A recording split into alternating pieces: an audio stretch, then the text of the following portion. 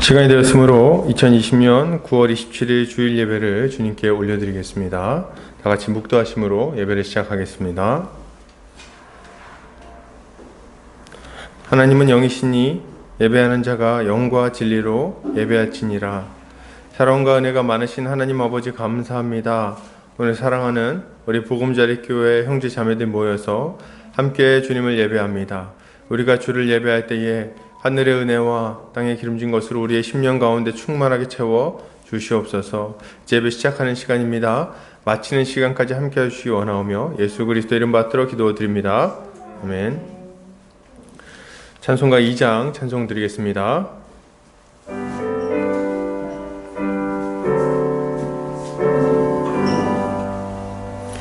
찬양 성부 성자 성령 성삼위 제께 영원 무궁하기까지 영광을 돌리세 영광을 돌리세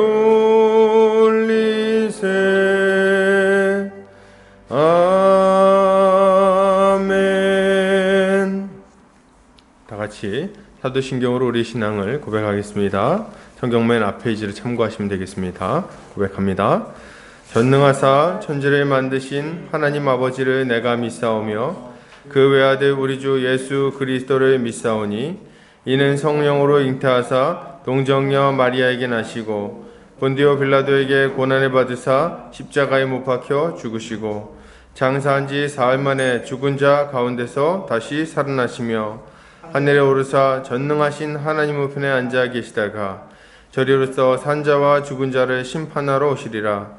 성령을 믿사오며 거룩한 공회와 성도가 서로 교통하는 것과 죄를 사하여 주시는 것과 몸이 다시 사는 것과 영원히 사는 것을 믿사옵나이다.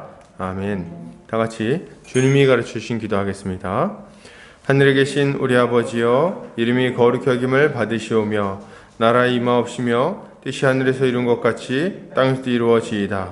오늘날 우리에게 일용할 양식을 주옵시고 우리가 우리에게 죄 지은 자를 사하여 준 것 같이 우리 죄를 사하여 주옵시고 우리를 시험에 이르게 하지 마옵시고 다만 악에서 구하옵소서. 대개 나라와 권세와 영광이 아버지께 영원히 있사옵나이다. 아멘. 이 시간 우리 한 주간의 죄를 주님 앞에 고백하도록 하겠습니다. 우리가 주님 앞에 범죄한 것들이 있다면 이 시간 주님께 자복하고 우리 주님의 은혜를 구하는 시간 갖겠습니다. 다 같이 기도하겠습니다. 사랑해 주님, 한 주간 또 삶을 돌아보며 주님 앞에 섭니다.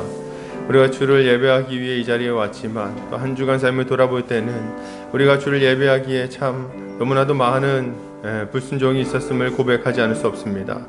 주의 아버지, 주의 말씀대로 거룩하게 형제자매를 사랑하며 하나님을 사랑하기 위하여 인생을 던지는 것이 아니라 도리어 주님 말로 또 우리의 손으로 눈빛으로 주님 우리 형제자매들을 또 아프게 하고 또 우리의 마음에 주님을 떠나 세상을 사랑하는 방향으로 걸어갔던 것이 많이 있음을 이 시간 고백합니다.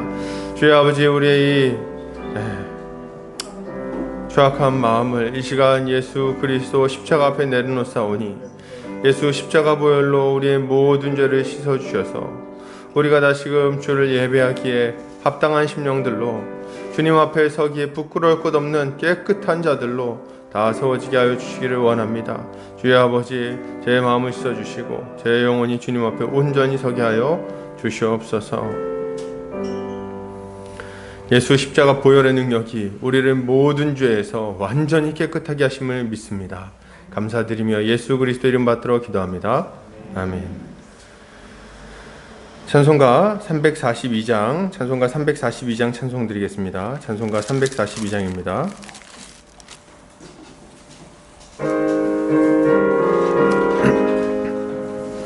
너 시험을 당해 죄 짓지 말고 너 용기를 다해 곧 물리치 주시라.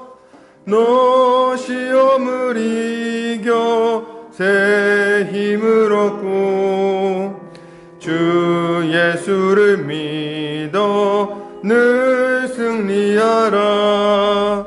우리 구주의 힘과 그의 위로를 빌라. 주님 내 편에 서서 항상 도우시리. 내 친구를 삼가 잘 선택하고 너 언행을 삼가 늘 조심하라. 너 열심을 다해 늘 충성하고 온 정성을 다해 주 봉사하라. 우리 구주의 힘과 그의 위로를 빌라. 주님 내 편에 서서 항상 도우시리. 잘 이기는 자는 상 받으리니 너 낙심치 말고 늘 전진하라. 내 구세주 예수 힘 주시리니 주 예수를 믿어 늘 승리하라. 우리 구주의 힘과 그의 위로를 빌라. 주님 내 편에 서서 항상 도우시리. 아멘.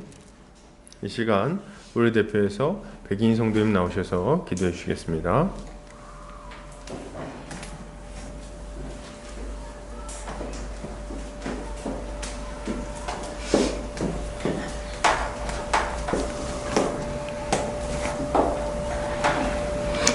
은혜로우시며 자비로우신 하나님 아버지, 죄에 허물러 죽었던 우리를 살리시려 독생성자 예수님을 십자가에 내어주사 영원한 사망에서 영원한 생명으로 옮겨주시고 참 자유와 평강과 하나님 나라의 복을 누리게 하시는 하나님 아버지의 측량할 수 없는 사랑과 은총에 감사드립니다. 또한 지극히 높으신 하나님께 감사와 영광과 찬양을 올려드립니다. 베풀어 주신 은혜를 저희들 잊지 않게 하시고 늘 감사하며 이 세대를 본받지 말고 마음을 새롭게 함으로 변화를 받아서 하나님의 선하시고 온전하시며 기뻐하시는 뜻이 무엇인지 분별하여서 말씀에 순종하며 지혜롭게 살아가게 하여 주옵소서. 그러나 우리가 하나님 말씀을 통해 옳고 바른 길, 생명의 길을 찾았으나 그 길을 걸어갈 능력이 우리 안에 없음을 고백하오니 성령으로 저희들을 붙들어 주셔서 믿음의 주가 되시며 우리를 온전케 하시는 예수 그리스도만 바라볼 수 있도록 도와주시옵소서. 고통 가운데 신음하는 이 나라 백성들에게 긍휼을 베풀어 주시길 원합니다.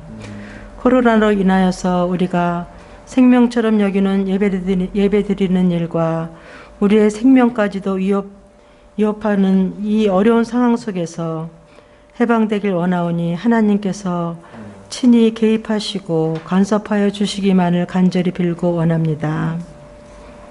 하나님의 계획 안에서 이곳에 보금자리 교회를 세우시고 안정현 담임 목사님을 영적 지도자로 세우셨사오니 하나님의 뜻대로 아름답게 사용하여 주시고 복음이 분명하고 풍성하게 가르치며 선포되어져서 성도들이 말씀의 꼴을 풍족하게 먹고 건강하게 성장되게 하여 주시옵소서. 함께 하나님 나라를 위하여 기꺼이 헌신할 또한 일꾼들을 보내주시길 원합니다. 그래서 이 예배의 자리가 차고 넘치게 하여 주시옵소서. 협력 목회하시는 안정호 목사님께도 성령으로 충만케 하셔서 주께서 맡겨주신 일들을 충성스럽게 감당할 수 있도록 도와주시고 특별히 인터넷 사역을 통해서 많은 영혼들이 주님께 돌아오는 기쁨을 맛보게 하여 주시옵소서. 미래의 주역이 될 다음 세대들을 지키시고 돌보아 주시옵소서. 주의 말씀 안에서 아름답게 성장되어서 하나님 나라와 이 나라에 귀하게 사용되는 일꾼들 다 되게 하여 주시옵소서. 이 시간 말씀을 받습니다. 저희들에게 지혜와 계시의 영을 허락하여 주셔서 목사님을 통해서 성령께서 하시는 말씀을 온전히 깨닫고 알게 하시며 또한 들은 바의 말씀을 믿음으로 화합하여 삶의 현장에서 하나님 말씀을 이루며 좋은 열매 많이 맺는 성도들 다 되게 하여 주시옵소서. 예배하는 이 시간 성령님께서 예배의 시종을 주관하여 주셔서 우리들의 시선이 하나님께만 고정되길 원하오며 영생의 소망과 승리의 기쁨을 주시는 예수 그리스도의 이름으로 기도드립니다. 아멘.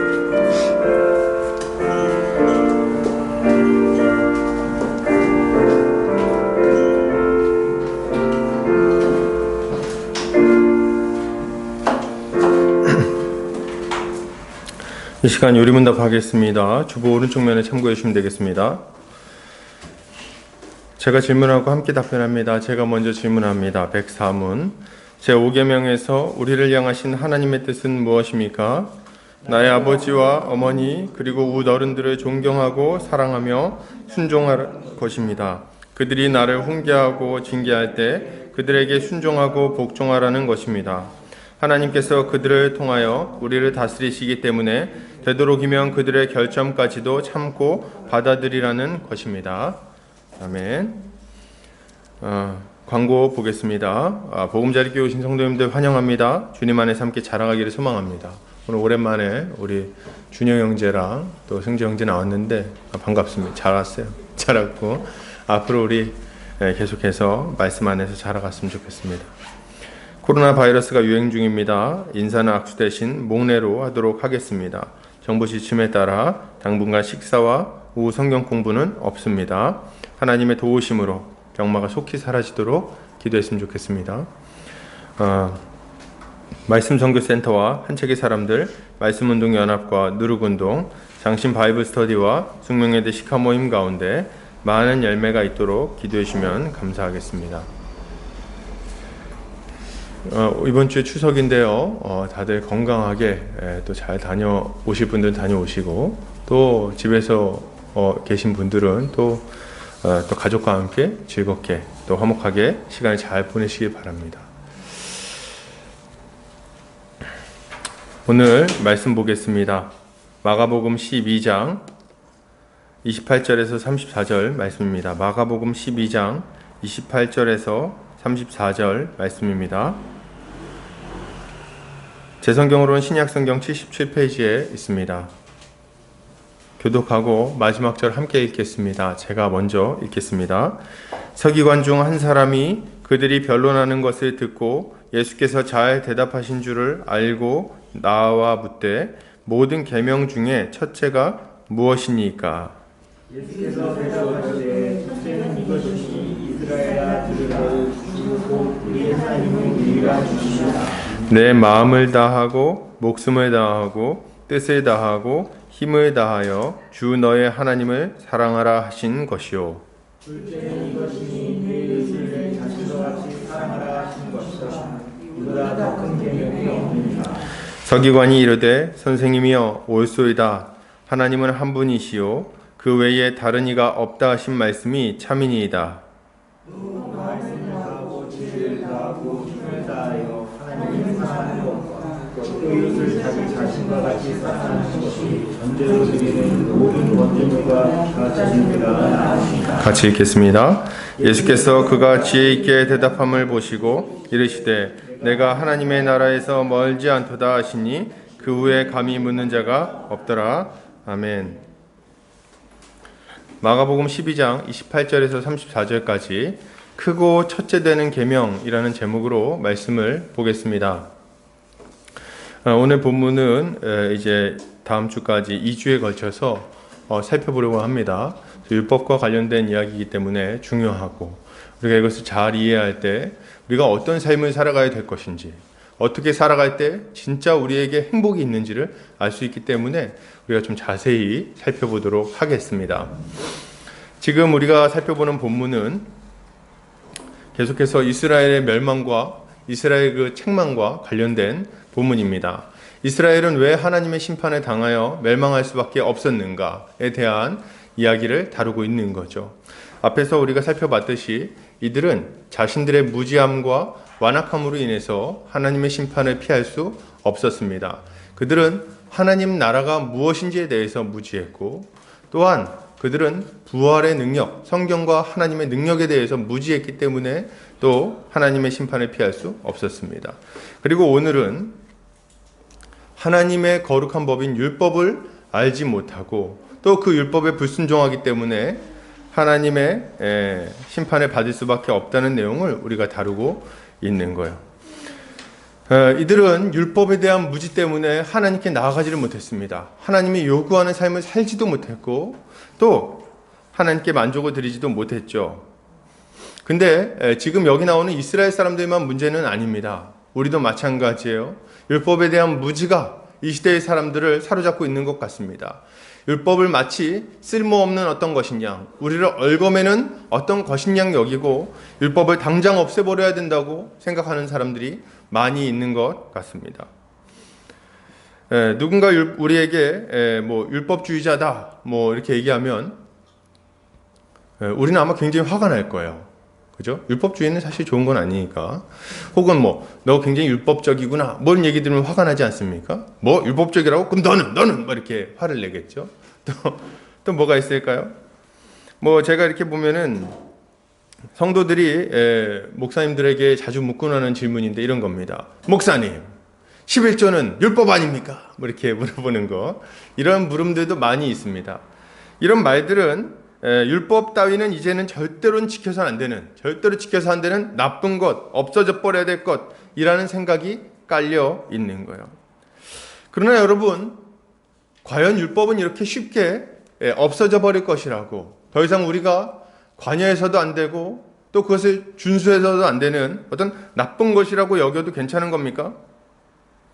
이런 율법에 대한 평가는 성경을 비추어 볼 때 굉장히 잘못된 거예요. 성경은 율법을 부정적으로 묘사하지를 않습니다. 성경은 율법에 대해서 뭐라고 말합니까? 로마서 7장 12절 같이 한번 읽어보겠습니다. 자, 시작. 이로보건대 율법은 거룩하고 계명도 거룩하고 의로우며 선하도다. 율법은 뭐라고요? 거룩해요. 계명도 거룩하고 그리고 의롭고 선합니다. 율법은 나쁜 게 없어요. 율법을 가만히 살펴보십시오. 율법의 대표가 뭡니까? 10계명이죠. 10계명의 내용을 한번 살펴보세요. 나쁜 게 있습니까? 없죠. 모든 계명이 다 옳고 의롭습니다. 하나님만 섬겨라. 우상을 만들지 마라. 거짓 증언, 하나님 이름 망령되이 일컫지 마라. 그리고 뭡니까? 안식일을 거룩하게 지켜 하루 쉬어라. 이런 거. 얼마나 좋습니까? 또 뭐라 그러세요? 내 부모를 공경하라. 내 부모를 공경하라. 그리고 살인하지 말라. 간음하지 말라. 도둑질하지 말라. 거짓 증언하지 말라. 내 이웃의 것을 탐내지 말라. 이렇게 좋은 법이 어디에 있습니까? 이 세상 사람들이 만약 율법을 다 지키며 살아간다면 그러면 이 세상은 천국이 될 겁니다. 율법은 거룩하고 의롭고 선합니다. 예수님도 말씀하시죠. 마태복음 5장 18절 같이 한번 읽어보겠습니다. 시작. 진실로 너희에게 이르노니 천지가 없어지기 전에는 율법의 1.1획도 결코 없어지지 아니하고 다 이루리라. 예, 우리 주님도 율법이 없어지지 않을 것이라고 말씀하셨어요. 율법이 그렇게 중요하고 또 우리에게 유익하다는 것을 알려주고 계신 겁니다. 그렇다면 율법은 어떤 역할을 하기에 이렇게 중요한 겁니까? 율법의 역할은 세 가지가 있습니다. 첫 번째, 하나님의 거룩함을 드러내는 일을 합니다. 하나님의 거룩한 법이에요.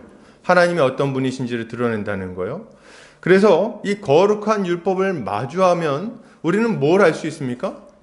그 거룩한 율법 앞에서, 거룩하신 하나님 앞에서 우리가 얼마나 큰 죄인인지를 즉각적으로 깨닫게 됩니다. 이게 거울의 기능이라고 하는데요. 그래서 이 율법 앞에서 우리의 죄인됨을 깨닫는 자들은 그제야 비로소 뭘 알게 됩니까?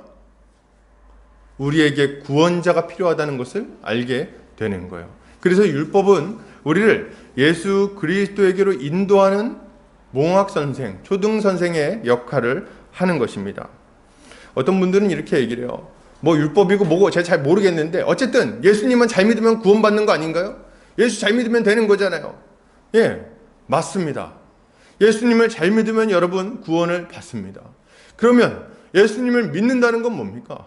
우리는 왜 예수님을 믿어야 합니까? 우리에게는 왜 예수님이 필요할까요? 우리는 왜 예수 그리스도를 그렇게 간절히 찾고 그분께 감사하고 그분께 우리의 인생을 던지려고 애쓰냔 말이에요. 그 이유를 무엇이 가르쳐 주냐면 율법이 가르쳐 주는 겁니다. 율법을 바라볼 때야 비로소 우리가 하나님 앞에 얼마나 큰 죄인인지를 알게 되고 얼마나 절망적인 상황이 있는지를 알게 되는 거예요. 그리고 도저히 도달할 수 없는 그 거룩함의 기준에 갈 수 있는 유일한 방법, 예수 그리스도를 바라보게 되는 겁니다. 그러니 여러분, 율법 없이 예수 그리스도에게 나아갈 수 있는 자가 도대체 누가 있습니까? 자신이 죄인됨을 깨닫지 못하고 그리스도를 찾을 자가 누가 있냐는 거예요. 율법을 통과하지 않고 그리스도를 찾는 자들마다 잘못된 길로 가게 될 것입니다. 우리는 율법을 통과해야 돼요. 율법 앞에 서야 됩니다. 그래서 우리의 죄인됨을 알고 그 이후에 우리 주님을 바라보게 되는 거죠. 여러분, 율법의 두 번째 기능은 이겁니다. 신자들에게 주어진 거예요. 율법은 믿지 않는 사람들에게만 주어진 것은 아닙니다. 이제 예수를 믿은 신자들은 예수 그리스도를 따라 하나님의 통치를 받으며 거룩하게 살아가야 돼요. 그러면 이 거룩한 삶은 어떤 삶을 의미합니까? 예, 율법에 순종하는 삶을 의미합니다. 하나님의 거룩한 법을 따라 거룩하게 살아가는 것을 의미한다는 거예요. 율법은 우리가 이 땅에서 어떻게 살아야 우리 형제자매를 사랑하며 살아가는 것인지 아주 구체적인 내용들을 우리에게 알려줍니다. 그렇기에 우리는 이 율법을 통해서 우리의 거룩한 삶을 방향성을 정하고 살아갈 수 있는 거죠. 셋째로 율법은 이 세상에 대해서 또 기능합니다. 악인들에 대해서 기능해요. 그건 뭐냐면 이 율법이 주어졌을 때 믿는 사람들만 반응하는 게 아니에요. 이 세상을 살아가는 악한 자들도 이 율법을 듣고 경계함을 받습니다. 율법은 뭐합니까? 율법이 하는 중요한 역할 중에 하나는 정죄입니다. 율법은 계속해서 정죄해요. 너희가 만약 살인하면 하나님께서 너희를 심판하실 것이다. 너희가 만약 거짓말하면 하늘에 계신 이가 너희의 거짓말에 대해서 심판할 것이다. 너희가 만약 부모를 공경하지 않으면 모든 만물을 창조하신 만물의 아버지께서 너희를 벌하실 것이다. 분명하게 경고하게 되는 거예요. 그리고 그 경고를 받는 자들은 설령 그 말씀에 100% 순종하지 못할지라도 그 엄중함에 경고를 받고 그리고 그 죄가 억제되는 역할이 억제되는 효과가 있게 되는 겁니다. 그래서 율법이 선포되는 곳마다 죄가 억제되고 그리고 하나님의 의가 선포되며 증진되고 그리고 믿고 구원받는 자들이 많아지게 되는 거예요. 율법은 이렇게 믿는 자나 믿지 않는 자에게 중요한 역할을 하고 있습니다. 하나님께서 세상을 율법으로 다스리시기 때문에 그렇습니다. 그러나 여러분, 그럼에도 불구하고 이 시대에는 율법에 대한 잘못된 이해가 많이 있습니다. 율법은 필요 없다. 율법은 거추장스럽다. 어떤 것들은 지켜도 되지만 어떤 것들은 어겨도 된다. 뭐 더 중요한 것만 잘 지키면 된다. 등등. 이 시대의 율법 중에 하나는 뭡니까? 우리 한국 사회에서의 중요한 율법 뭡니까? 율법도 아닌데 이런 법이 있어요. 술 마시지 마라, 담배 피지 마라. 아주 술 안 마시고 담배 안 피면 모든 것을 다 지킨 것이냐 생각하는 이상한 풍토가 있습니다. 여러분, 술 안 마시고 담배 안 피면 괜찮은 겁니까 정말? 술 안 마시고 담배도 안 피는데 옆에 있는 사람들 두드려 패고 그리고 다른 사람들 시기하고 질투하고 그리고 다른 사람들을 해코지해서 그들이 낙심하고 절망하게 만들고 그러면 괜찮습니까? 술을 안 마시고 담배는 안 피는데 거짓말은 엄청 잘해요. 괜찮습니까? 물론 그런 경우가 별로 없겠죠. 이런 잘못된 기준으로 인해서 율법에 대한 오해가 많은 것도 사실이에요. 그래서 교회에 나오라 그러면 믿지 않는 분들이 늘 하는 얘기가 있습니다. 야, 교회 나가면 술도 못 마시고 거기 나가면 힘들지 않냐? 이런 얘기를 하시는. 여기가 무슨 금주가협회도 아니고 술 좀 드시면서 나와도 괜찮습니다. 술은 끊으시면 좋아요. 그러나 술 마신다고 해서 못 나올 곳은 아닙니다. 그런 아주 좀 잘못된 이해들을 우리가 좀 바로잡을 필요가 있어요. 그런 의미에서 우리는 율법을 잘 배워야 됩니다. 율법을 잘못 이해하기 때문에 사람들은 거룩을 향한 싸움을 싸우지도 않고 그저 값싼 은혜를 의지해서 헛된 확신 가운데 살아가는 경우가 많습니다. 예수님만 믿으면 되는 거 아닙니까? 이런 얘기를 하면서 살아간다는 거죠. 그런 의미에서 우리는 이 하나님의 거룩한 법을 잘 배워야 되겠어요. 그것을 진지하게 마주하고 그것이 어떤 의미를 가지고 있는지를 살펴야 됩니다. 오늘 본문을 통해서 율법에 대해 함께 살펴보도록 하겠습니다. 자, 오늘 서기관 한 사람이 등장합니다. 서기관, 그죠? 서기관, 성경을 필사하는 사람이죠. 이 서기관 한 사람이 등장하는데 이 사람은 예수님께서 사두개인들의 질문에 아주 지혜롭게 대답하셨음을 알았어요. 그리고 예수님께 질문을 던집니다. 그 질문은 뭐였나요? 자, 우리 28절 같이 읽어볼게요. 시작. 서기관 중 한 사람이 그들을 변론하는 것을 듣고 예수께서 잘 대답하신 줄을 알고 나와 묻되 모든 계명 중에 첫째가 무엇이니까? 모든 계명 중에 첫째 되는 계명이 뭐냐? 이렇게 물어봅니다. 당시 유대인들 사이에서 특히 서기관들과 랍비들 사이에서는 구약에 나오는 여러 가지 계명 중에서 무엇이 더 크고 중요한 것인가에 대한 논쟁이 있었어요. 뭐가 더 크고 중요한가? 이런 논쟁이 있었어요. 이에 대해 예수님은 율법에도 더 크고 중요한 법이 있다는 것을 인정하셨습니다. 율법에도 더 크고 중요한 법이 있는 거예요. 그게 뭡니까? 바로 하나님이 온 우주의 유일한 주 되심을 믿고 마음과 목숨과 뜻과 힘을 다하여 그를 사랑하는 것입니다. 이 말씀은 신명기 6장에 나오는 말씀이에요. 신명기 6장 4절 5절 같이 한번 읽어볼까요? 자, 읽겠습니다. 시작. 이스라엘아 들으라. 우리 하나님 여호와는 오직 유일한 여호와시니 너는 마음을 다하고 뜻을 다하고 힘을 다하여 내 하나님 여호와를 사랑하라. 내 하나님 여호와를 사랑하라. 내 마음을 다하고 뜻을 다하고 힘을 다하여 내 주 너의 하나님을 사랑하라. 여러분, 율법 중에서도 더 크고 중요한 율법이 있는 거예요. 모든 법이 동일한 무게가 있는 것이 아닙니다, 여러분. 그러면 어떤 법이 더 크고 무거운 법일까요? 첫째 되는 법, 크고 첫째 되는 법. 그게 바로 하나님을 사랑하라는 법입니다. 하나님께 대한 계명이 더 크고 무거우며 더 중요한 법이에요. 어떤 사람들은 이웃을 사랑하는 것이야말로 가장 중요한 진짜 예수의 가르침이라고 주장합니다. 그죠? 그것도 예수의 가르침이고 중요한 건 맞습니다.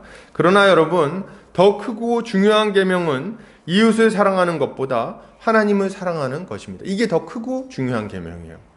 이웃을 사랑하는 계명이 필요 없다는 게 아니라 그것도 중요한데 하나님을 사랑하는 이 계명이 더 크고 더 중요하다는 겁니다. 이 가장 크고 중요한 계명이 바로 세워질 때야 비로소 다른 계명들이 적절한 위치에서 효과를 발휘하기 때문에 그렇습니다. 여러분, 하나님을 사랑하지 않는 자가 이웃을 사랑할 수 있겠습니까? 여러분, 이게 안 된다는 거예요. 하나님을 사랑하는 자야만이 비로소 참된 사랑이 무엇인지를 배우고 그 사랑의 힘을 받아 진정으로 형제자매를 사랑할 수 있게 되는 것입니다. 그래서 우리는 이 크고 첫째 되는 계명을 먼저 중요하게 생각하고 지켜야 되는 거죠. 우선순위를 명확하게 알아야 돼요. 이웃사랑이 중요하지만 하나님에 대한 계명을 앞서지는 않습니다. 어떤 분들은 이렇게 얘기해요. 가정의 평화를 지키기 위해서, 우리 남편을 사랑하기 위해서 그래서 내가 교회를 안 나가기로 결정했습니다. 뭐예요 이게? 여러분, 내 남편을 사랑하기 위해서 하나님을 안 사랑하겠다고요? 예, 그것은 크고 첫째 되는 계명을 어기는 것입니다.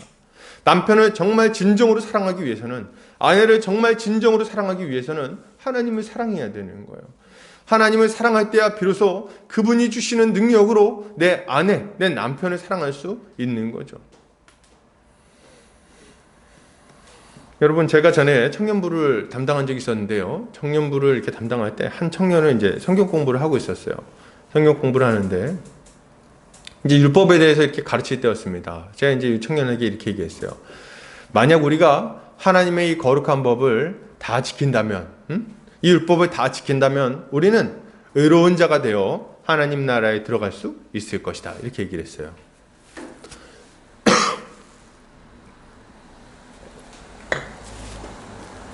우리가 만약 율법을 다 지키면 의로운 자가 되어 하나님 나라에 들어갈 수 있을 것이다.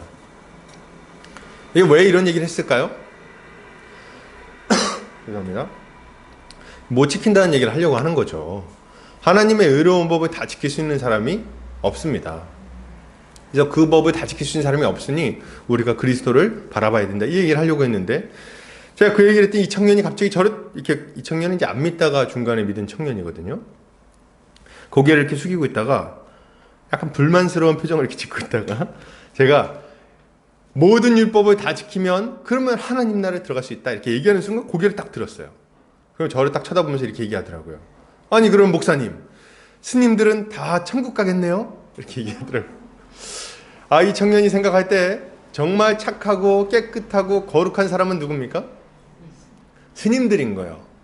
이 친구가 생각할 때 스님들은 항상 산에 있고 산에서 뭐 나쁜 거 안 보고 좋은 거 보면서 나물 캐고 농사 짓고 그렇게 도를 닦으니까 이들은 죄를 안 짓겠지. 이들은 하나님 법을 잘 지키겠지. 그러면 천국 가겠네? 이런 생각을 했던 거죠. 그 청년의 그 기뻐하던 얼굴을 제가 잊을 수가 없어요.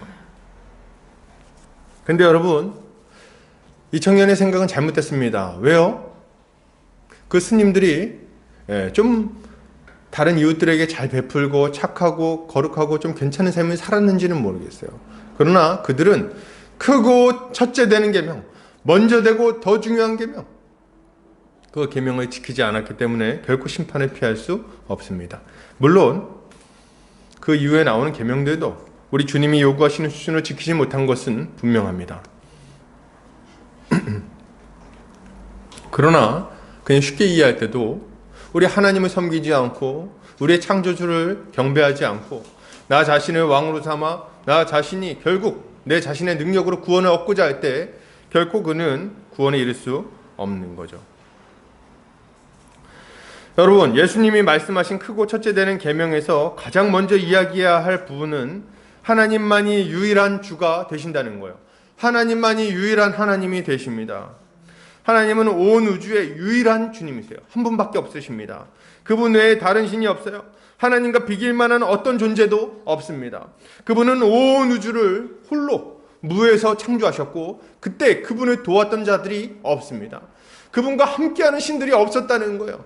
온 우주 만물을 그분의 크신 능력으로, 그 주권적인 능력으로 태양을 태우시고 그리고 우주에 있는 이 모든 행성들이 돌아가게 하실 때 그와 함께 그 일들을 한 사람이 없다는 거예요. 하나님을 도와서 이 일을 한 그런 능력 있는 신이 없었습니다. 하나님은 홀로 혼돈 가운데 질서를 가지고 오시고 흑암 속에 빛을 비추셨어요. 자신 안에 있는 무한한 능력으로 모든 것을 창조하셨을 뿐만 아니라 그것들이 먹고 숨쉬고 살아갈 수 있도록 만들어 주셨습니다. 우리를 만드셨고 우리가 하나님의 형상대로 거룩하게 창조되어 이 모든 피조물을 누리고 살아갈 수 있도록 만들어주신 분도 누구십니까? 하나님이세요. 하나님 외에 이 일을 하신 분이 없습니다. 그분은 자기 영광을 다른 피조물과 나누지 않는 분이세요. 그 어떤 것도 하나님과 비교할 만한 위치, 그 근처에도 갈 수 없습니다.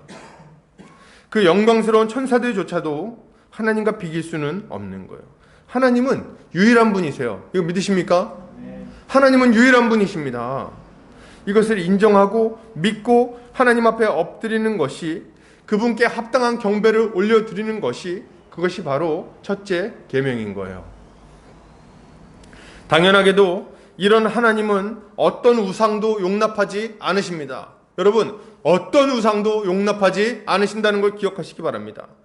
다른 신을 섬기는 것은 그런 것을 하나님은 용납하지 않으십니다. 하나님 외에 다른 어떤 존재도 사람의 찬양과 기도를 받을 만한 존재가 없어요.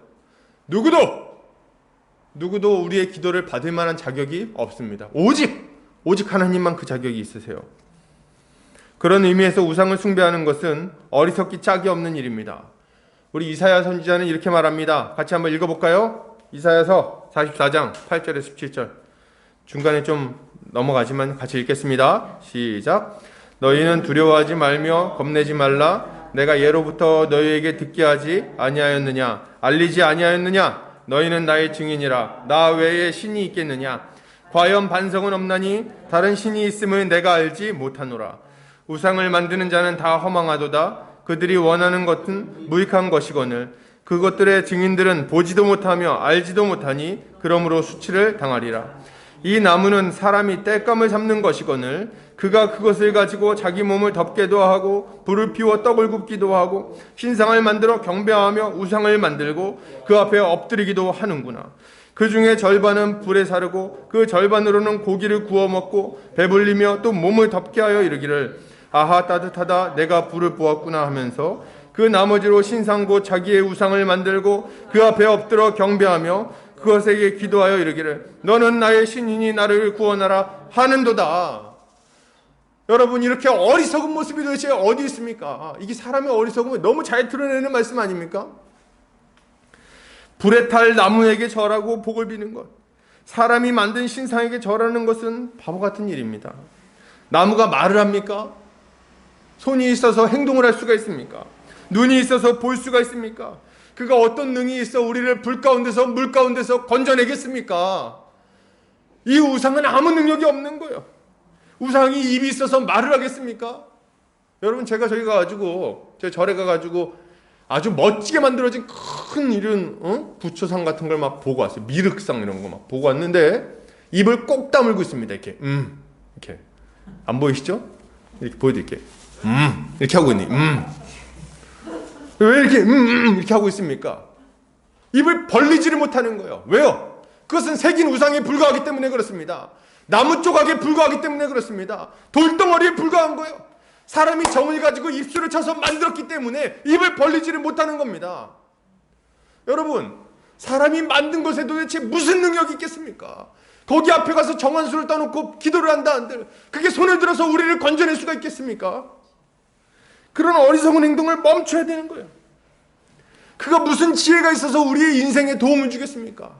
우리 이렇게 세울 수 있겠어요? 우리 인생의 그 복잡다단한 문제들을 간섭해서 하나하나 풀어내고 우리가 온전한 복을 누리게끔 만들 수 있겠냐는 거예요.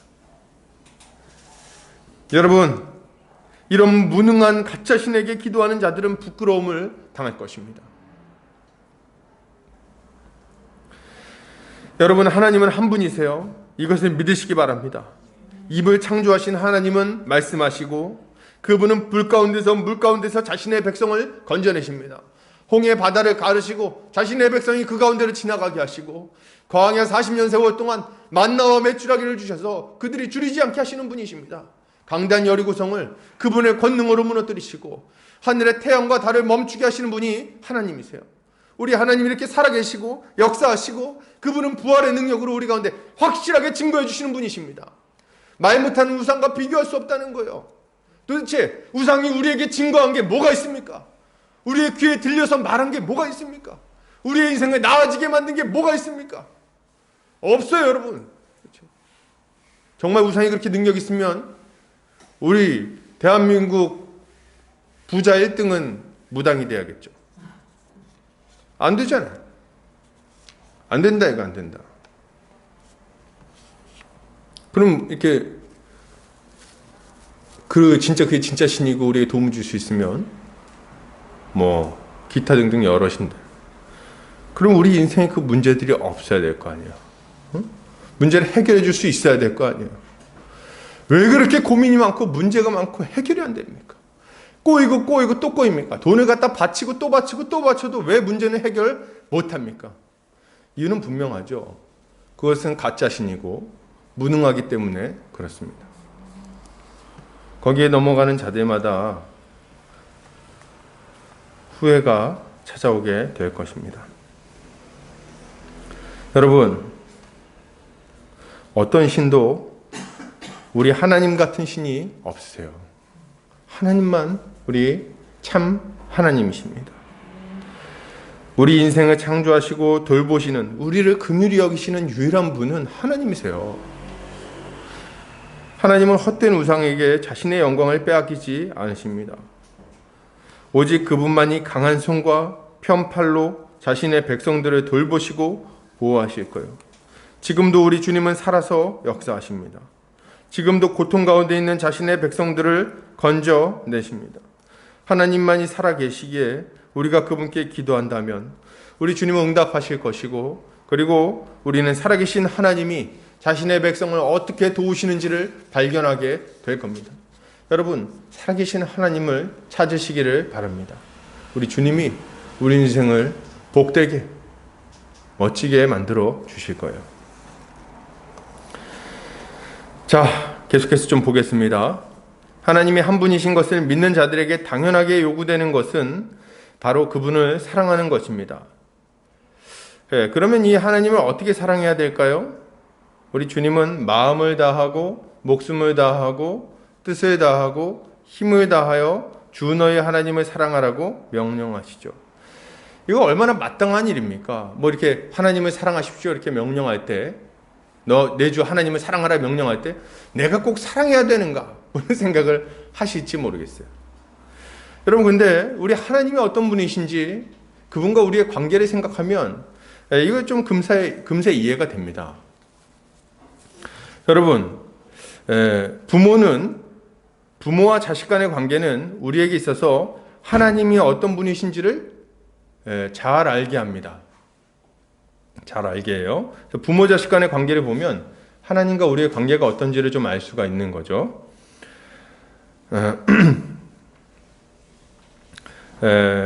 우리는 이제 그렇기 때문에 하나님을 알게 하니까 부모에게 감사해야 돼요. 부모님께 감사해야 됩니다. 우리는 부모에게 몸을 받습니다. 그죠? 우리 몸은 다 부모님께로부터 비롯된 거예요. 우리가 뭐 열심히 일해갖고 몸을 받았나요? 자, 이만큼 열심히 일했으니까 이제 손을 주시죠. 뭐 이렇게 한 사람 있습니까? 없죠. 그냥 우린 가만히 아무것도 안 했는데 몸을 받았어요. 그리고 태어난 이후부터는 부모의 보살핌을 받고 자라납니다. 젖을 주고 이유식을 주고 반찬을 만들어서 밥을 먹이죠. 이유식 만드는 게 얼마나 힘듭니까? 그거 거의 힘들어요. 아주 귀찮아요. 소고기 사다가 그걸 썰어갖고 막 그냥 볶아가지고 그걸 죽을 끓이고 막 해가지고 줘야 되죠. 당근은 당근대로 잘라갖고 그냥. 그렇게 주면요, 이게 좀 맛있게 먹습니까? 싱겁다가 안 먹고 투정 부리고 막 뱉어내고 막 난리죠. 무슨 빚을 진 것도 아닌데 그렇게 다 줍니다. 가가지고 막 그냥 이쁜 옷을 입혀가지고 다니게 하고, 요거는 이쁜데 요건 좀 지저분해졌고 요거는 못 입히겠고 다른 거 좀 작아졌는데 다른 걸 갖다 주고. 제가 이게 보면은 저도 이제 아들을 키우지만 정말 아무것도 하는 게 없어요. 탁 앉아있다가 옷도 이렇게 자기가 잘 안 입죠? 애기 때는 어떻게 합니까? 딱 씌워줘요. 씌워주고 그리고 발 쫙 내밀면 발 딱 입혀주고 양말에다 신겨주고 말이죠. 업어가지고 다니고 안아가지고 다니고 유모차로 다니고. 여러분, 이렇게 해가지고 다 살아가는 거 아닙니까? 다 키워갖고 아버지 구두를 닦아가지고 이렇게 그 대가로 살아가는 게 아닙니다. 다 은혜로 사는 거예요. 기껏 하는 거라고 뭐예요? 기껏 주는 거? 뭐 웃어주는 거. 웃어주는 거. 그리고 또 뭐 사랑한다고 말해주는 거. 아빠 힘내세요. 노래 불러주는 거. 뭐 이 정도 아닙니까? 그런 걸 가지고 그 많은 것들을 다 퉁치는 거예요. 한 아이가 자라나서 사람 구실할 때까지 여러분 얼마나 많은 사랑과 돌봄이 필요합니까? 얼마나 많은 사랑과 돌봄이 필요해요. 뼈가 으스러지도록 일을 해가지고 번 돈으로 자식에게 통닭 한 마리 사다 주고, 그렇게 힘들게 피곤해갖고 일한 거 가지고 와서 자녀를 학교 보내고 그렇게 돌보는 거예요. 그럼 자녀에게 마땅히 요구되는 건 뭡니까? 자녀는 어떻게 해야 돼요, 그러면? 자녀가 뭐 돈이 있어서 갚겠습니까? 자녀는 부모를 존경하고 사랑하면 되는 거예요. 부모가 그렇게 큰 사랑 베풀었는데 나중에 커가지고 고등학생 돼갖고 한다는 말이 엄마한테 뭐, 엄마가 나한테 해준 게 뭐 있어? 뭐 이런 얘기를 하면은 이제 속상한 거죠. 제가 전에 이제 저희 부모님한테, 어머니한테 한번 그런 얘기를 했다 그러더라고요. 어머니 저한테 뭐 해주신 게 있습니까? 어머니가 속상했다 그러시는데, 말도 안 되는 소리죠. 얼마나 많은 걸 해주셨어요. 그죠? 매번 아직까지도 김치를 해다가 주시고 막 그러는데.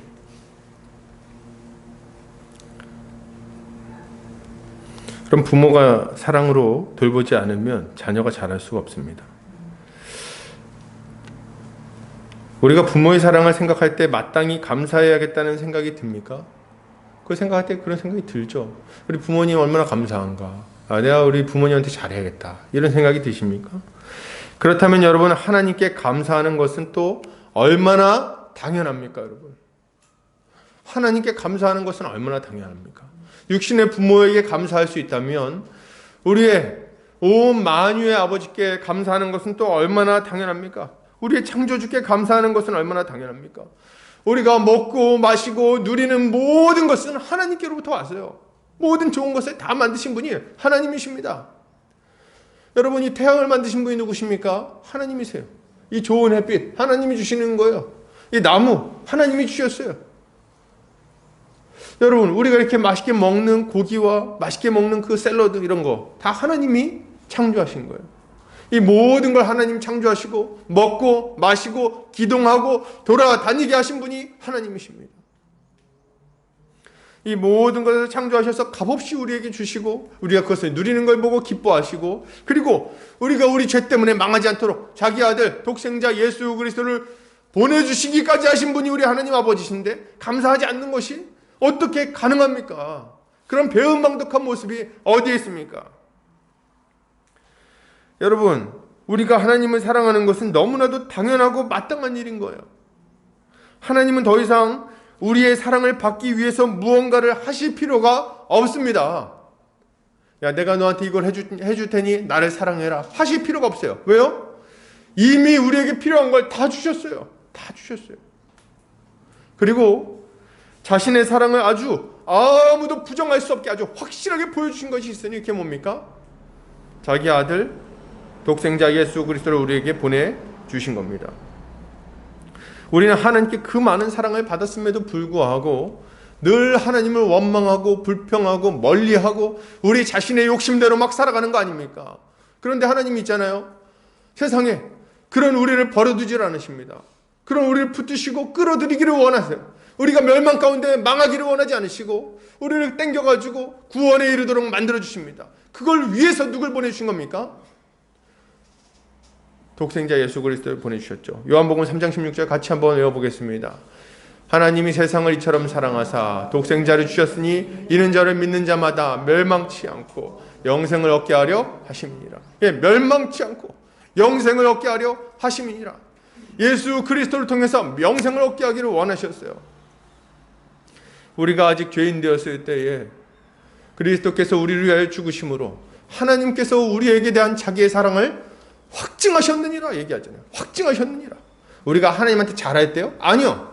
하나님과 원수 되었을 때에, 우리가 아직 죄인 되었을 때에 하나님의 그 호의를 거절하며 살아가고 있는 그 완악한 때에 그때 우리를 위해서 자기 아들을 내어주셨다는 거예요. 여러분, 이것이 우리 주님의 사랑입니다. 우리 주님이 우리에게 베푸신 은혜입니다. 여러분, 이런 은혜를 받았는데 왜 사랑해야 됩니까? 이런 말이 어떻게 나올 수가 있습니까? 그게 어떻게 가능합니까? 하나님은 우리가 이 척박한 땅에서 고통받고 살아가는 것을 불쌍히 여기셨어요. 끝끝내 영원한 불지옥 가운데 떨어져 버릴 죄인들을 불쌍히 여기셨죠. 긍휼이 풍성하신 하나님은 우리를 구원하기 위해 아들을 보내주셨고 그리스도가 받으신 고난 때문에 우리는 나음을 입었습니다. 그의 죽으심 때문에 우리는 생명을 얻었어요. 이것이 하나님께서 우리에게 베푸신 사랑입니다. 여러분, 이렇게 우리를 구원하신 분이 하나님이세요. 할렐루야. 근데 있잖아요, 이게 다가 아니에요. 우리 구원하신 이후에도 내버려두지 않으십니다. 계속해서 우리 붙들어 주시고 끌어 주시고 우리가 영생에 이르도록 계속해서 힘을 공급해 주십니다. 우리가 하나님을 이렇게 놀려고 그럴 때 하나님은 우리를 꽉 잡아주시는 거죠. 우리가 얼마나 이렇게 그 하나님께 불순종 잘하는 자들입니까? 제가 최근에 아들 덕분에 이제 굉장히 인상 깊은 경험을 했어요. 뭐냐면 아들이 이제 유치원 다니잖아요. 저녁에 저한테 막 장난을 치는 겁니다. 근데 어떤 장난을 쳤냐면 얘가 이제 손을 잡고 싶었나 봐요. 와가지고 이제 아빠 내 손 놓지 마, 내 손 놓지 마 그러면서 막 손을 잡고 막 깔깔거리면서 손을 붙들고 있더라고요. 근데 이게 얼마나 귀찮은지 몰라요. 손을 잡고 계속 다니는데 무슨 매미도 아니고 쫓아다니면서 계속 손을 잡고 아빠 내 손 놓지 마, 내 손 놓지 마 그러고 막 손을 잡고 저를 막 끌고 다니더라고요. 저는 막 설거지도 해야 되고 청소도 해야 되고 뭐 이것저것 뭐 이렇게 준비도 해야 되고 준비도 해야 되고 하는데 자꾸 손을 잡고 아빠 내 손 놓지 마, 내 손 놓지 마 그래서 막 쫓아다니는 이렇게 저 막 방울처럼 이렇게 쫓아다니는 거죠. 막상 이렇게 쫓아다닐 때는 좀 나봐 이렇게 하는데 잘 안 놓는 거예요. 얼마나 귀찮은지 몰라. 이게 사람 힘들게 하고. 그래서 제가 이제 막 그렇게 하다가 이제 얘를 이제 재웠어요. 아들을 재우고 나서 이제 자리에 이제 딱 앉아서 설교를 준비하려고 앉았는데 자꾸 그 말이 생각이 나는 거예요.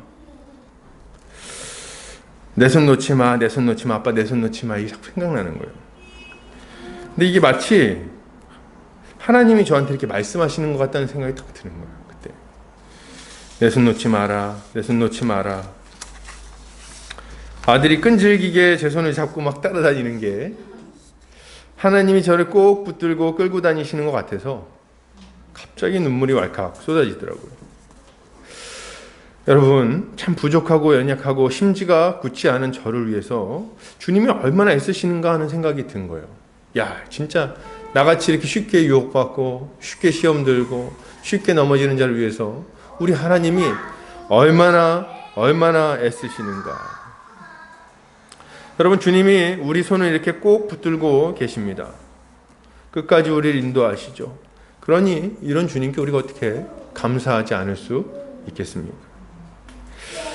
사랑하는 우리 형제자매님들, 하나님을 사랑해야 되겠습니다. 하나님을 사랑하는 것이야말로 크고 첫째 되는 계명이에요. 사실 신명기에서는 마음과 뜻과 힘을 다해서 하나님을 사랑하라고 말하죠. 근데 주님은 여기에 한 가지가 더 들어갑니다. 뭐예요? 목숨을 다하여 하나님을 사랑하라고 덧붙이십니다. 왜 그럴까요? 마음과 뜻과 힘을 다한다는 것은 결국 우리의 뭘 드려야 된다는 거예요? 목숨을 드려야 된다는 걸 이야기하는 겁니다. 여기서 마음을 다한다는 것, 뜻을 다한다는 것, 힘을 다한다는 것은 어떤 모습입니까?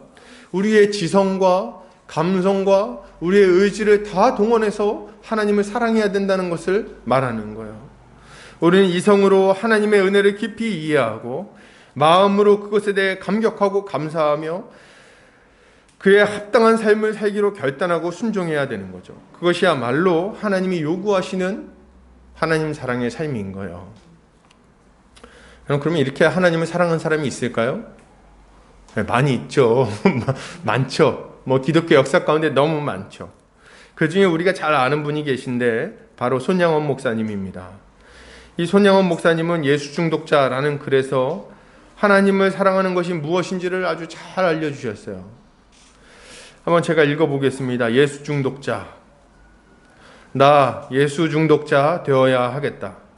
술 중독자는 술로만 살다가 술로 인해 죽게 되는 것이고 아편 중독자는 아편으로 살다가 아편으로 죽게 되나니 우리도 예수의 중독자 되어 예수로 살다가 예수로 죽자. 우리의 전 생활과 생명을 주님 위에 살면 주같이 부활된다. 주의 종이니 주만 위에 일하는 자 되고 내일 되지 않게 하자. 여러분, 술 중독자는 술로 살고 술로 죽습니다. 술 없이 못 살고 술 때문에 기뻐하고 술 때문에 아프고 술 때문에 죽어요. 이것이 술을 사랑하는 그 모습입니다. 그죠? 하나님을 사랑한다면 어때요?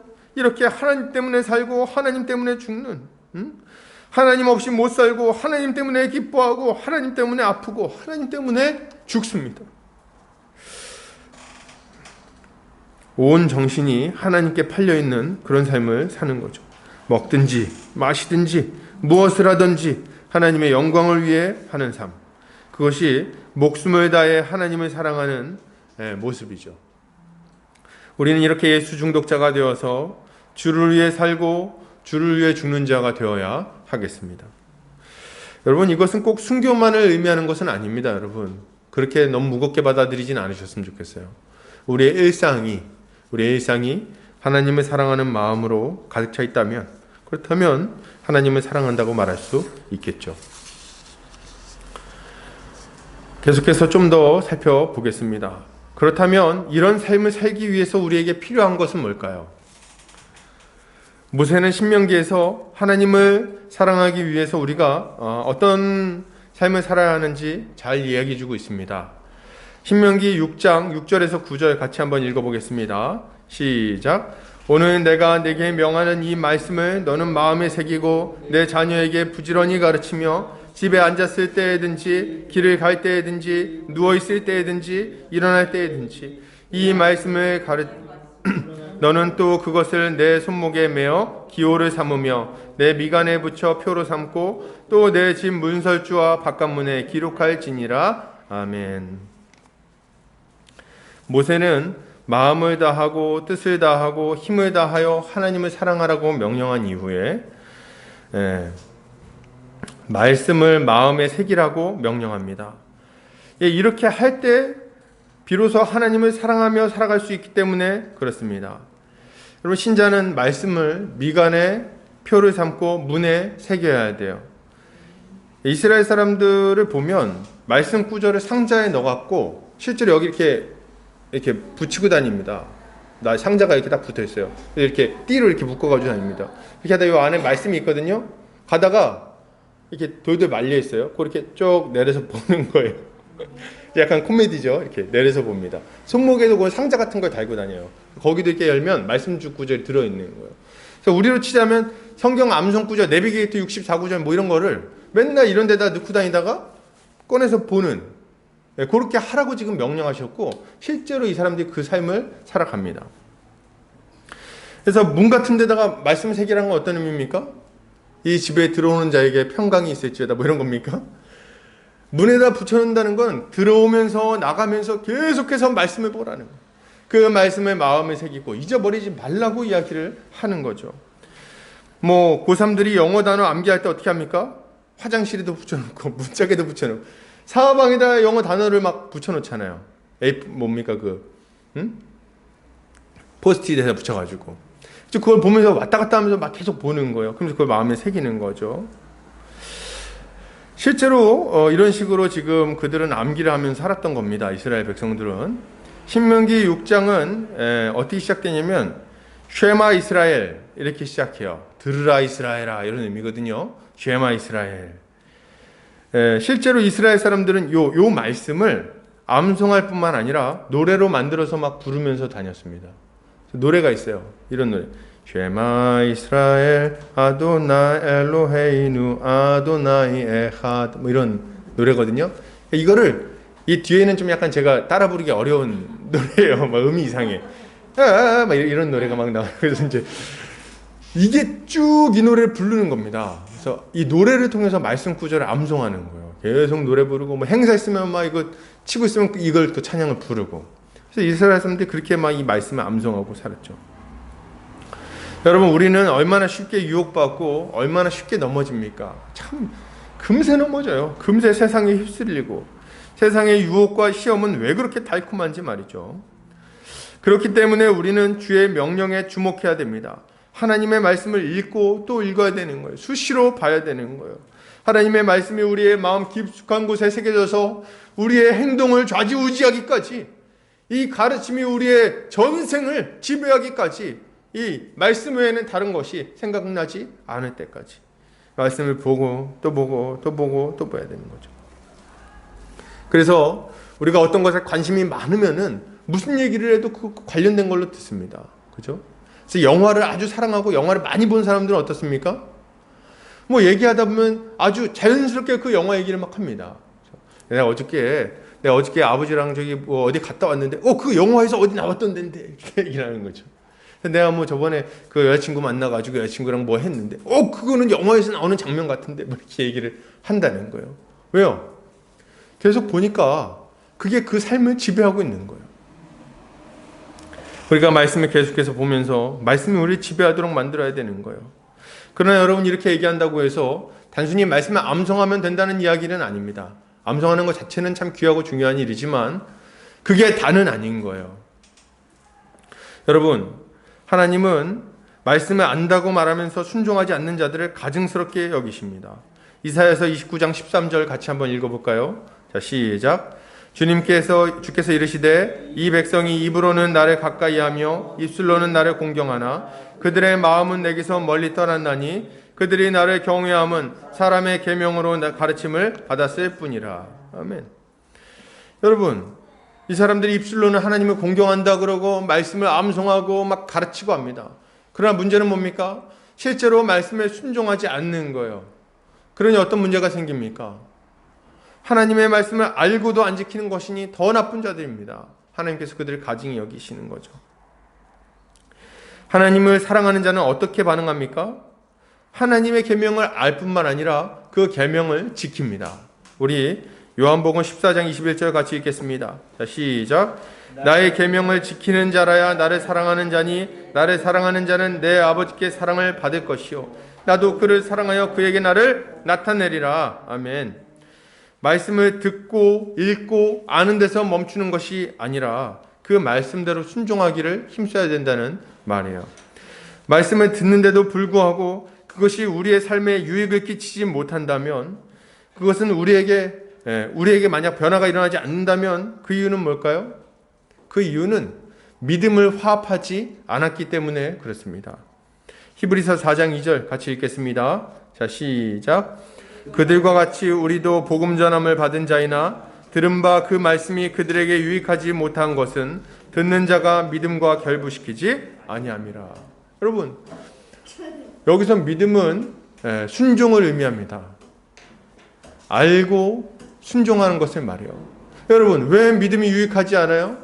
순종하지 않으니까. 순종하지 않는데 그 말씀이 어떻게 영향력을 끼치겠습니까? 여러분, 기도해야 된다는 거 우리가 다 알죠. 그죠? 그러나 기도하지 않으면 의미가 없는 거예요. 우리가 부모를 공경해야 된다는 걸 잘 알죠. 근데 부모를 공경하지 않으면 그만인 거예요. 아는 게 끝이 아니라 순종해야 된다는 겁니다. 우리는 말씀을 듣고 그것을 마음에 새겨야 됩니다. 우상을 버리고 하나님의 사랑과 은혜를 기억하고 하나님께 감사와 찬양을 올려드리며 그분께 순종해야죠. 이것이야말로 하나님이 요구하시는 크고 첫째 되는 계명입니다. 우리가 이 계명에 순종할 때 우리의 삶에는 하나님이 주시는 질서와 평강이 넘쳐나게 되는 거예요. 여러분, 결론을 드리겠습니다. 사랑하는 성도님들, 우리는 오늘 크고 첫째 되는 계명이 뭔지를 배웠어요. 율법은 신자에게 더 이상 아무 쓸모없는 어떤 것이 아닙니다. 예수 그리스도에게로 인도하는 몽학 선생일 뿐만 아니라 믿는 자들을 거룩하고 복된 삶으로 인도하는 거룩한 법입니다. 우리가 하나님이 주신 계명을 따라 하나님을 사랑하며 살아간다면 우리의 삶은 하나님이 주시는 감사와 기쁨으로 가득 차게 될 거예요. 이번 한 주간이 하나님의 사랑과 그가 베풀어 주신 은혜가 얼마나 큰지를 계속해서 생각하고 확인하고 감사하는 한 주간 되시기를 주의 이름으로 축복합니다.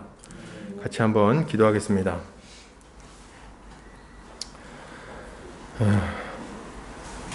사랑과 은혜가 많으신 하나님 아버지, 감사합니다. 오늘 사랑하는 우리 보금자리교회 형제자매들이 모여서 함께 말씀을 나눴습니다. 주님 아버지, 우리가 크고 첫째 되는 계명이 무엇인지를 알고 이 계명을 따라 살아가는 자들 되게 하여 주시옵소서. 우리의 마음을 다하고 목숨을 다하고 뜻을 다하고 힘을 다하여 우리 주 하나님을 사랑하고 또 우리의 인생 전체를 그분께 드리게 하여 주시옵소서. 그리하여 우리 주님이 주시는 그 풍성한 복이 우리의 인생에 넘쳐나게 하여 주시옵소서. 주께서 우리를 그렇게 인도해 주시기 원하오며 예수 그리스도의 이름 받들어 기도드립니다. 아멘. 찬송가 50장 1절 찬송하면서 헌금하는 시간 갖겠습니다.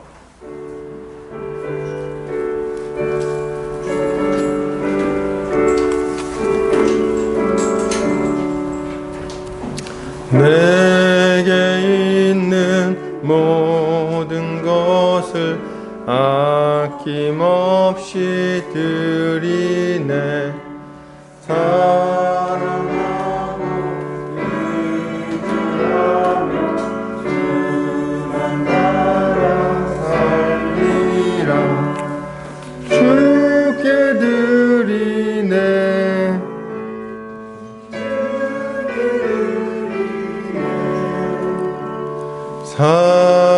사랑하는 구주 앞에 모두 드리네.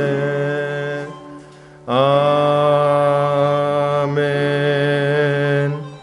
기도하겠습니다. 사랑과 은혜가 많으신 하나님 아버지 감사합니다. 오늘 사랑하는 우리 보금자리교회 형제자매들 모여서 함께 주님을 예배하고 또 우리의 마음과 물질 올려드립니다. 주님 아버지 우리의 마음 받으시고 주님 마음껏 사용하셔서 주의 몸된 교회가 견고하게 세워지게 하여 주시옵소서. 우리 사랑하는 성도들 위해서 기도합니다. 우리 성도들 주님께서 붙들어 주시옵소서. 이 악한 세대 가운데에 이 죄악에 물들지 아니하게 하여 주시고 주님 아버지 사단의 시험에 들지 않도록 주님께서 지켜 보호하여 주시옵소서. 또한 아버지 악한 병마가 이 시대를 휩쓸고 있습니다. 이러한 때에 주께서 친히 불성각이 되어 주셔서 우리 성도들 건강을 지켜주시고 이 모든 주님 병마 가운데 안전하게 지켜 보호하여 주시옵소서. 주님 아버지 우리 사랑하는 성도들 믿음을 지켜주시기 원합니다. 믿음이 약해질 수밖에 없는 그런 상황 가운데 우리가 있지만은 각자의 처소에서 말씀을 보고 또 기도하고 주님의 은혜를 구하며 나아갈 때에 주께서 각별한 은혜로 채워 주시옵소서. 주님 아버지 우리 믿음의 성도들 가정마다 은혜를 베풀어 주셔서 가정이 우환이 없어지게 하여 주시고 그 가정의 아픔들이 해소되게 하여 주시옵소서. 주님 아버지 믿지 않는 자들은 예수를 믿는 역사가 있게 하시고 몸이 아픈 자들은 몸이 치료되는 역사가 있게 하여 주시옵소서. 관계가 깨진 가정들은 관계가 회복되는 역사가 있게 하여 주시옵소서. 그리하여 하나님이 그 가정을 친히 돌보고 계심을 모든 자들이 보고 알게 하여 주시옵소서. 악한 자가 틈타 우리를 시험할 때가 많이 있사오나 주님께서 그들을 물리쳐 주시고 우리가 주님 이렇게 가정을 잘 세워나갈 수 있도록 주여 하늘의 지혜와 능력으로 역사하여 주시옵소서. 아직 어린 형제자매들 주님께서 돌보아 주시고 이 어린 자들 가운데 하나님의 말씀을 심어주셔서 그 말씀이 그들 안에서 30배, 60배, 100배의 열매로 맺혀지게 하여 주시옵소서. 그리하여 이 어두운 세대에 하나님의 일꾼으로 잘 세워지게 하시고 다음 세대를 비추는 등대 같은 자들 다 되게 하여 주시기를 원합니다. 이제는 예수 그리스도의 은혜와 하나님 아버지의 극진하신 사랑하심과 성령의 감화 감동 교통인도 충만하신 은혜가 이제 하나님께서 우리에게 주신 크고 첫째 되는 계명을 따라 하나님만 섬기고 또 우리 하나님께만 감사하고 예배하며 살아가기로 결단하는 모든 형제자매들 머리 위에 이 보금자리 교회 위에 이제로부터 영원까지 함께 있을지어다. 아멘.